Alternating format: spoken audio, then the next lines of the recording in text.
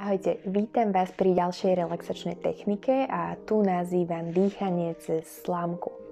Je to naozaj veľmi jednoduchá technika, takže ako náhle pocítite stres, zvýši sa vám tep, budete mať plitké dýchanie, tak je naozaj veľmi účinná a všetko, čo potrebujete, sú len vaše ústa.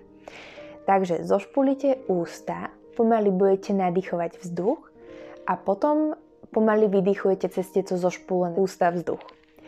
A je to naozaj veľmi jednoduchá a rýchla technika, ktorá vám pomôže nejak tak ukludniť to telo a popri tom si ešte môžete predstavať, že keď sa nadýchujete, takže vdychujete veci ako napríklad istota, pokoj, dôvera. Keď vydychujete, tak si môžete predstaviť, že vaše telo opúšťa nedôvera, stres, pochybnosti, úzkosť.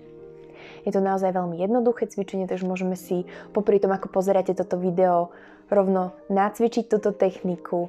Takže pomalý nádych.